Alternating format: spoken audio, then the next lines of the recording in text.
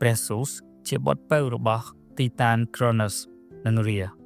ទ្រង់ត្រូវបានគេពណ៌នាថាទ្រង់មានពុកមាត់និងពុកចង្កាពេញមានប្រភពស្ងប់ស្ងាត់លក្ខណៈមើងម៉ាត់សាសមជាមេដឹកនាំនៃអាទិទេពអាវុធដែលគេពណ៌នាគឺជាកម្មរទះដែលតំណាងឲ្យការគ្រប់គ្រងអំណាចនៅលើឋានសួគ៌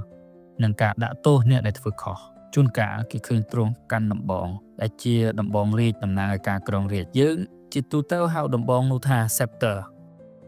សត្វចំណិតរបស់ស៊ូសគឺឥន្ទ្រីទេពដែលជារឿយឥន្ទ្រីនេះតែងពំនាំរឿងរ៉ាវគ្រប់យ៉ាងពីគ្រប់ទីកន្លែងមកទូលប្រាប់ស្ដេចរបស់ខ្លួនចំណែកឯដើមឈើពិសិដ្ឋនៃព្រះអង្គនេះគឺដើមអូកក្រៅពីអាវុធទាំងអស់នេះព្រះស៊ូសក៏មានខែលនិងអាវក្រោះធ្វើពីស្បែកពស់ផងដែរតែជារឿយនៅក្នុងទេវកថាគេបានបញ្ជាក់ថាព្រះស៊ូសទ្រង់បានប្រគល់ឲ្យបុត្រីសំណប់ចិត្តរបស់ទ្រង់អាធីណាយកទៅប្រើប្រាស់ព្រះស៊ូសល្បីល្បាញដោយសារតែទ្រង់ជាស្ដេចនៃអាទិទេពនិងការគ្រប់គ្រងប្រកបដោយយុត្តិធម៌ប៉ុន្តែមានរឿងមួយទៀតដែលធ្វើឲ្យទ្រង់កាន់តែល្បីល្បាញ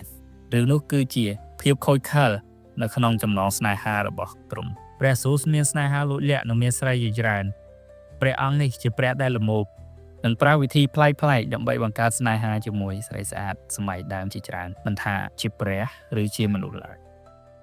ឧទាហរណ៍ដូចជាទ្រង់បានប្រែជាភ្លៀងមាសធ្លាក់មកដើម្បីរួមសម្ព័ន្ធមេត្រីជាមួយក្សត្រីដែលជាមនុស្សឈ្មោះ Dane ឬក៏ប្រែជាគោ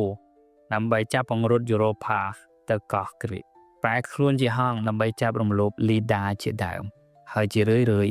សម្ព័ន្ធស្នេហារបស់ទ្រង់បានបង្កកំណើតឲ្យព្រះចំនួនថ្មីដូចជា Ares, Apollo, Artemis ឬក៏ Moirai ឬបង្កើតឲ្យមានវីរៈបុរសនៅពេលដែលទ្រង់រួមសម្ព័ន្ធជាមួយមនុស្សដែលវីរៈបុរសទាំងនោះមានឈាមពាក់កណ្ដាលព្រះពាក់កណ្ដាលមនុស្សគេហៅថា demigod ដូចជា Heracles ឬក៏ Perseus ជាដើមប៉ុន្តែមហេសីទ្រង់មាននាមថា Hera ជាទូទៅគាត់ច្រើនតែតាមធ្វើបាបនារីតែត្រូវស៊ូសចាប់បណ្ដាលឲ្យកើតមានរឿងដ្រាម៉ាជាច្រើននៅក្នុងទេវកថាក្រិកជារឿងសោកនាដកម្មនិងរឿងរ៉ាវចម្លែកប្លែកជាច្រើនហើយរឿងរ៉ាវរបស់ព្រះស៊ូសនេះយើងនឹងដាក់នៅក្នុង playlist មួយដែលមានយ៉ាងតិច10រឿងទាក់ទងអំពីស្នេហានិងភាពខូចខលរបស់ស្ដេចនៃទេវអង្គនេះនាពេលក្រោយនៅភាគបន្ទាប់ទៀតសូមអរគុណ